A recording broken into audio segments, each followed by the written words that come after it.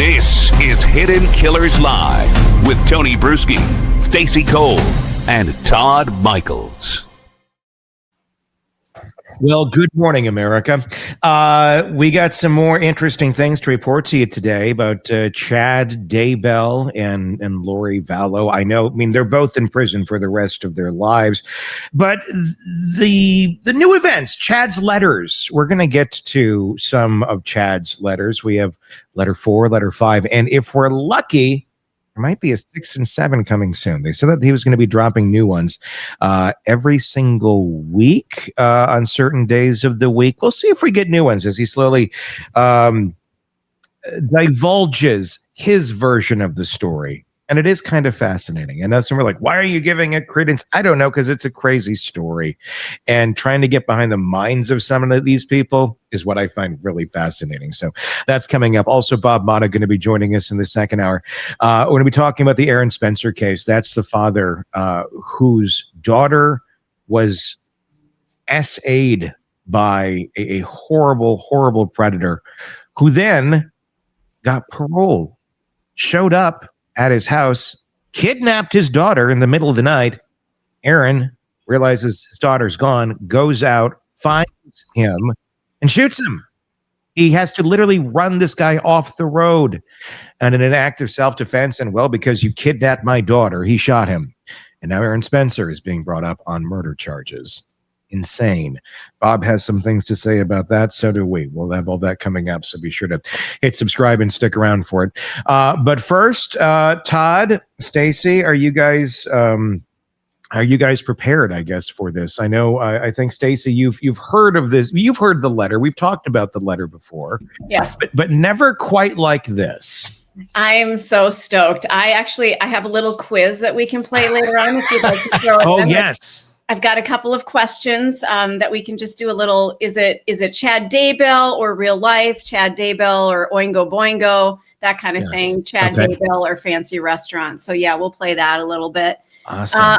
I'm really stoked about the fact that there's going to be a new letter coming out like weekly. I mean, So I look forward to Taco Tuesday. So maybe I could add like Daybell Thursday or something. So let me know what day this comes out on. We should have tacos with Chad's letters. I think that should be good. Well, they so far have not really been following their release schedule. They did say something about trying to put them up on Mondays. I saw the other day, but there was no new one yesterday. Okay. So there's still only 5 up on the website. Every Monday are planned for Monday and Thursday. So maybe Thursday we'll get more, but we did get 5 out of the gate. So, maybe Chad needs to take a breather. Early. Yeah, and if we can get a little something to get us through the weekend, that would be ideal. I agree. But we'll get to more of Chad reading his story in just a little bit. But first, let's go to this. Now, this is a story like you've never heard in this way before. I can't tell you the amount of times we've read this letter on the air. I've lost track. Yeah. But this is now produced with music, with Chad's voice. This is something I would suggest turning on before going to bed. Do we need to dim the lights? Yes. Dim the lights. Candle? I tell you what, I sat on my porch yesterday with my laptop making this. And I did. I was literally on my porch making this. And I was finding the music and I was piecing it together. I'm like, yes, right there. Then we hit the one that kind of sounds like porn music. And then it hits. Oh, yeah, that's the spot right there. So, yep. Yeah. So it's quite a production. We'll pause as we go through it and discuss. But this is the infamous James and Elena letter as written by the prophet himself, Chad Daybell. And this was originally sent to Lori via text. And I did not edit or change any of the verbiage. So when you hear weird words being thrown in there, this is Chad's writing verbatim. So. Stop a second, Tony. So for those of you on YouTube, you can see this. If you're just listening to this, you're missing a huge visual here. There's a picture of, well, I'm assuming it's AI, Chad Daybell, wearing basically a suit coat without a shirt underneath. And as a woman, I feel really conflicted here. You're turned on, aren't you? No, I'm trying to not look at it. Oh wait, it animates. Like once this thing starts playing, it starts moving. So yeah, it and so does Chad Lori. look pretty good. It looks like he works out. Does it? Or does it look like he went and got a Claiborne suit at the female section at Marshall's? Well, a little bit of that. It almost looks like there's shoulder pads in there. So I guess maybe I need to see more of it to figure out exactly where I stand. I think he went to Burlington and bought a female suit. Buckle in, Stacy. This is good. Oh no! I need a little warning for this stuff. Please don't spring this kind of thing on me, okay? Oh, you know it. You knew this was coming. This is not this. Here we go. This is the letters. Here we go. This is the James and Elena letter on American Top 40. Friday morning, October 26, driving south on the freeway. A voice said, "You will meet an extraordinary woman today who will change your life forever." This was shocking, since such a thing seemed very unlikely at this conference. It is actually a very detailed story that began long ago on another world, and I will cover that part as I go along and the characters figure things out. But on the morning of October 26th, love letter, by the way, James arrived in St. George, still a bit baffled by the message he had received. He unloaded his books and set up his table, then joined the organizers for dinner in the main room. He saw his friend MG, who had been so helpful to him when he spoke in Mesa that July. MG introduced James to her friend Elena. When their hands touched, he felt a shock pass through him, and his heart started beating fast. Elena was gorgeous and vivacious, and James was a little intimidated, yet honored that she would talk to him. He was happily surprised when she mentioned a key part of his novel, The Renewed Earth.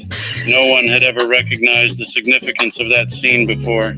He had heard that voice before and seen that smile before. He felt they had even talked like this before, but who could be certain when? It was strange, but he could remember. The feelings were very strong, as if they had known each other oh so long. They didn't get many chances to talk after that because he had to help voice a woman's blue Muppet. But he watched her every chance he could. I'm sorry, what? What? What? Look, this is part of the joys of the Chad Daybell letter. There's shit that like autocorrect did on his phone and he never fixed. So he had to help a woman voice her blue Muppet, and I don't know what the hell that means. Oh no, no, the kids. That's what the kids are calling it these days. So, is there anybody besides the Cookie Monster who's blue? Grover. Yeah, Grover. Thought he was green. No, that's Grover. Oscar. That's Oscar the Grouch. Oscar. Get your Muppets right, Jesus. I mean, I'm that's a little really... distracted by Chad and his chest. Okay, give me some grace right now. He has no. I think he shaves it. Or do you think he's just naturally hairless? That's wax. God, that's got to be a wax. He struggles to get hair. You guys. So that's I'm warning. There's going to be moments like that where you're like, what? Like, is that no, this is literally his writing. He had to help her voice her blue Muppet. So what in the hell do you think the word was? I could not figure that one. I don't know. Voice her blue Muppet. Because a lot of it doesn't make sense. And there's also a lot of points in here where he like just kind of talks about people without giving any context to like why they're important to the story. Oh my God. Do you ever have friends who do that? All of a sudden they start talking about Becky and she did this and you're like, what? Who? Yeah. I've never heard of her before in my life. And I always feel bad because I'm like, should I have been paying more attention? Like, should I know who this is? Right. And it's like, and it's no, you really can't. I don't talk like that to people. Like, I don't just like bring people up and I'll give context. Like, my friend so-and-so said this, and I'll usually give too much of a backstory. Yeah. And, but it's just like, why? Okay. And that's always a weird thing. I don't get that. So can you reset this for me? He sent this in a text to whom again? To Lori. To Lori. To her. Yeah. So this was supposed to be, and this is all came out in evidence. It was just supposed to be like this real, lovey Harlequin romance type love letter where he's basically James and Elena are these two, and he's giving them these character things, and he's actually recounting how they met, because they met at a end of the world conference. That's right. And this is kind of it's retelling their story with slightly different characters and loin fire. Which when you hear that word come up in here, that's real. But he does misspell it at another point too, and he ends up saying something else. But loin fire is the word initially, and it's I don't know, it's pretty hot and steamy, everybody. So I'm just warning you. So is he sending this love letter via text? Yes, it's via text. Yeah. A lot of texts. Oh my God! Thank God he's got an unlimited plan. I mean, it's like a 30-minute text once we get through the whole damn thing. But that's all, like, I don't know how many, bloom, bloom, bloom that took to get through. I wonder if she had an iPhone, because my battery would never have held up for that many texts. I don't know. And this was like early on in iPhone times too. So yeah, that's some serious battery power to be receiving text after text after text. My mind went to, what was she doing while these texts were coming in? Because if she was in the middle, hold on, I'm not necessarily going loin there. Firing is what she was doing. No, she was firing her loins. That's the yes, more appropriate. Let me clarify that. Yes. Okay. I was just wondering, like, if you're in the middle of your day and you're trying to get stuff done, and all these texts are coming through, right? God, another one. Oh God, now his loin is on fire. Oh God, all right, I got to get the laundry done at some point. What's for dinner? We're gonna have pork loin fire. No. Let's continue with it. All right. Tibbs' house that night, but he hardly slept. He kept envisioning himself with Elena in very wonderful situations that indicated they had been more than just friends. Oh, God. James was the first speaker on Saturday morning and knew exactly where Elena was sitting. He made sure to mention the scene from his book that they had discussed the previous evening. He was completely smitten by her and even was nervous of what she would think of his talk as he spoke. But when he would glance at her, she was always attentive and watching him, unlike the rest of the crowd. After his talk, he went to his book table. His talk had gone well, and there was a good group gathered around to buy books. His heart nearly leaped out of his chest when Elena joined him and helped sell the books. She was so beautiful that he could hardly concentrate on the customers. She straightened the books and gave the books great reviews, although she made him laugh a lot when she kept pushing the youth and fifth volumes of his first series. He could only giggle when people asked if she was his wife, because yes, in fact, she was. She just didn't know it yet. James was definitely having amorous feelings toward Elena as they sold books together. He had not felt this happy in his entire life. He was quite sure this was the woman the voice had told him about. James was ecstatic because he had already fallen deeply in love her. Or better said, he remembered how much he already loved her. Her eyes had mesmerized him from the moment they met, but once the book sales slowed down, she stood near him behind the table. They looked deeply into each other's eyes for the first time, and he knew he was in the presence of a goddess. He resisted an impulse to kiss her, but his entire body was on fire. He instinctively knew she was everything he had ever dreamed of. I must clarify that James is a very difficult person to get information from. He has been blessed with great knowledge, but 99% of the people he knows do not realize that. He is very guarded, and it is a great task to gain his trust. But as Elena leaned forward him and asked a couple of very insightful questions, his heart burst with joy. He knew she was one of the very few people on earth he could trust. James's spirit was so excited at this revelation that he shattered a thick veil that had been placed between these two souls during their mortal lives. The thick veil had been placed because of the unique, unparalleled love James and Elena had shared in previous lifetimes.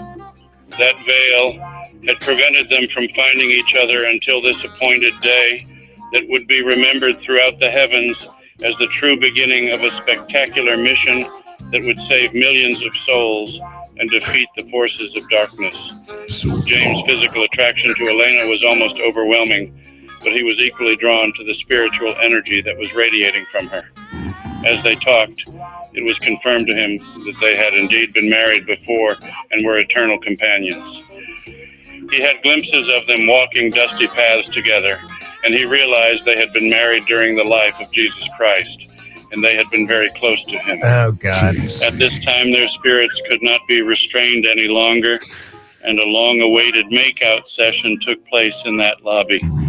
This was manifest in the mortal world to James and Elena through the scientific phenomenon known as loin fire. As they talked, James had a burning desire to make love to her, but he wasn't sure she felt the same way. But they could not stay away from each other. Stop.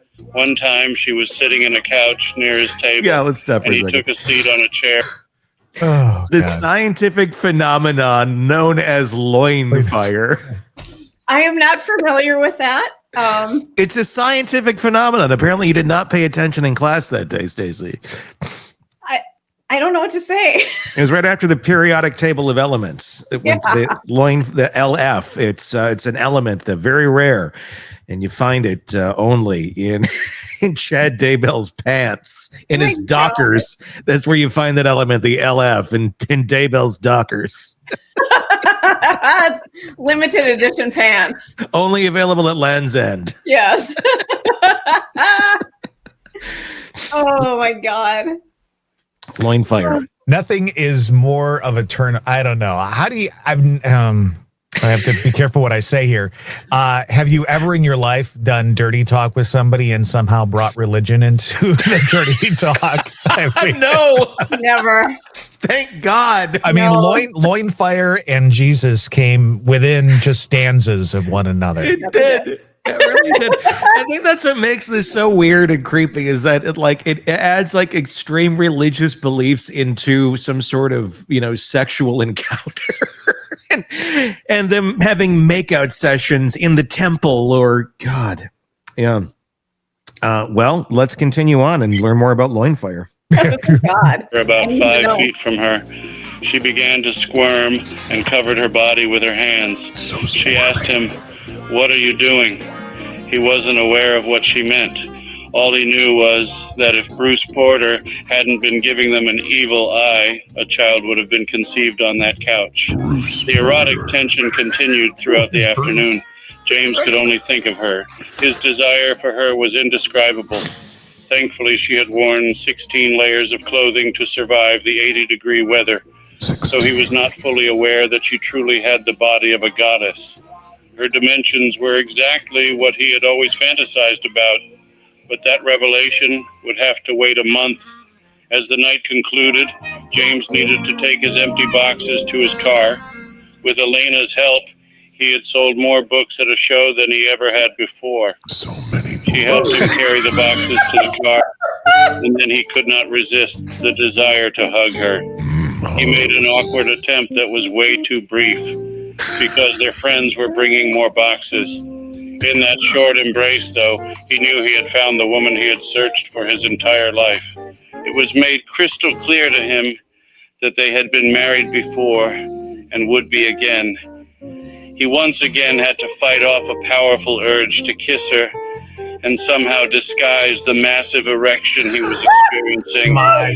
They returned to the building, and he held. Later. Are you leaving? Correction. Where is she going?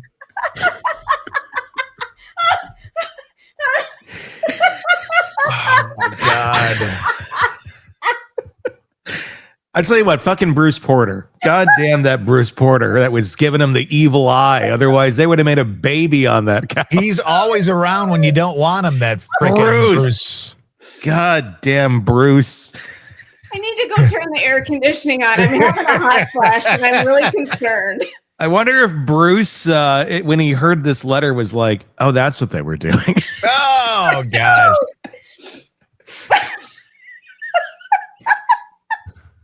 We've lost Stacy. She's dead. Boom, boom.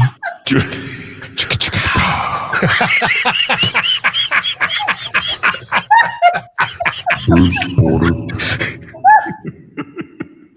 Bruce Porter. Bruce Porter.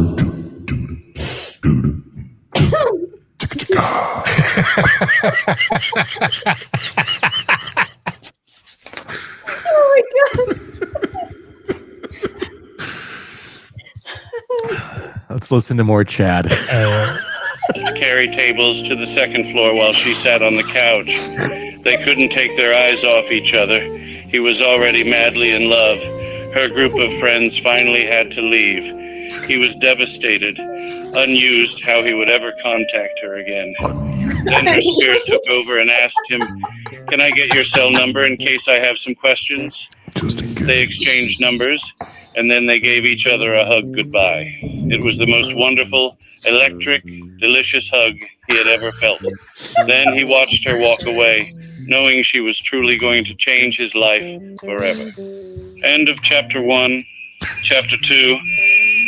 James sadly walked to his car after watching Elena disappear down the hallway, but he couldn't deny their connection and his absolute attraction to her.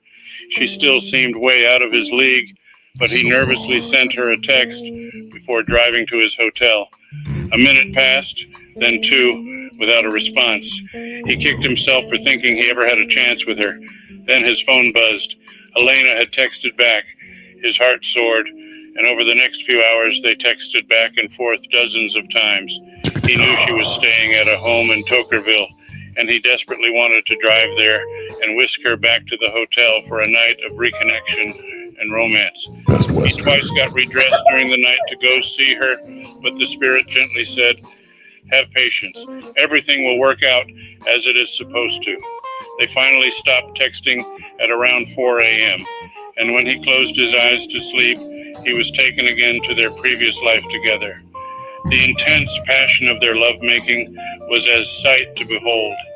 He knew it would be difficult, but he could be patient if it meant he could experience that type of love just once in his life. As he lay in the hotel bed, it was as if her spirit had joined him. They wrapped around each other and kissed gently, then intensely, and the emotions they shared were not of this world. James woke up in the hotel room feeling happier than he had in his entire life. It felt like he and Elena had fit together perfectly in every way. He rolled over to kiss her, but then reality struck. She was actually more than 20 miles away in Tokerville with her Arizona friends. He texted her, and she quickly responded. He deeply regretted not going to be with her the night before. It was as if he already knew the taste of her lips, and his hands knew every curve of her body. He knows his dreams were somehow real, and that they were actually traveling to each other in a higher dimension. He hungered for her in ways he didn't think were possible. The voice was right. Elena was going to change his life forever. He packed his suitcase and began driving north on the freeway. As each mile passed, James could feel Elena's spirit beckoning for him to join her. As he approached the Tokerville exit, it took every ounce of willpower to keep driving on the freeway. His attraction to her was beyond magnetic. He felt their souls were two halves of an eternal union. Tears filled his eyes as he passed the freeway exit. He desperately yearned to embrace her and tell her he deeply loved her, as crazy as that sounded. But he knew he would be seeing her 3 weeks later at a conference in Arizona. It seemed like an eternity away, but he sensed it would be a very significant weekend for them. He already was crazy about her, and his feelings of admiration and affection for her would only grow more intense and wonderful. During his long drive home, James was able to text back and forth with Elena, and it was clear they were extremely compatible and shared the same interests. It felt like talking to a long-distance best friend. When he arrived home, he searched the internet for anything about her, but there was nothing. She was a fascinating mystery that he wanted to spend the rest of eternity with. At the end of his drive, she suggested that they talk on the phone the next day. He was thrilled at the thought of hearing her voice again. He was falling more madly in love by the minute. When James heard her voice that Monday morning, the euphoria he had felt Saturday came rushing back strongly. They talked for 2 hours, but it seemed to be only minutes. He was obsessed with her and couldn't get enough. During that first phone conversation with Elena, James realized she already had a strong understanding of many of the truths he had been taught regarding how the universe really worked. The lounge fire and obsession with each other had no real explanation unless they truly had a spiritual connection before this life. He was able to help clarify many of the promptings and impressions she had felt in recent years. She knew she had lived on Earth before, and James was able to clarify when. They had been married before on this Earth and other times on a previous Earth. Their love truly spanned the universe and eons of time. Not They delusional knew the at Lord all. had brought them together again for a crucial mission that only they could accomplish as a united couple. During the next week, they spoke every day for at least an hour, but often longer. They hungered to know everything about each other. Hunger. This was a new experience for James to open up and share the true feelings of his heart, but he knew he could trust her completely. The bond between them was intense, and only the vast distance between them kept their passion for each other from roaring into a blazing inferno. Roaring. She quickly became his best friend. Or better said, two best friends had reunited, and their prior love was now ignited again in a wonderful, heavenly way. As November began, James and Elena had talked on the phone every day since last seeing each other. He was extremely impressed with her intelligence, personality, and subtle humor that made him laugh more than he had in this lifetime. She was a complete delight to talk to, and the highlight of his day was when he could hear her magical voice. It was so familiar to him, and it actually healed and soothed his heart and soul. They would both attend the same event in mid-November, and it seemed like that day would never arrive. Each day they opened their hearts to each other a little more. James knew he could trust her with the mysteries of the universe that had been revealed to him. He knew they had been married before, and they had been close friends with the Savior when he lived in Jerusalem. James had served in an important position in the Lord's church, and Elena had been his beloved spouse and best friend. That relationship was now meant to continue in this lifetime. In Jerusalem, James and Elena had enjoyed tremendous intimacy. Their physical desire for each other was unmatched, and they were fortunate that they could be alone morning, noon, and night, and they seized every chance to passionately express their love to each other. They simply could never get enough, even after many years of marriage. Everyone knew they were crazy about each other, and they were a wonderful example of how spouses should cleave together in love and unity. James had visions of how they would happily and joyfully pleasure each other in his office. Oh my God. They had two favorite positions that particularly bonded them together. Nothing meant more to James than holding Elena in his arms and unifying their bodies in perfect synchronization. As James and Elena talked on the phone, he tried to delicately describe their connection to each other, and he was delighted that she believed him. He also shared that they had been married other times on a previous world, and she accepted that information as well. Let's pause for a James second. was overjoyed to have these memories restored. The voice from above would like you to pause, Todd. Satan says pause. Yeah.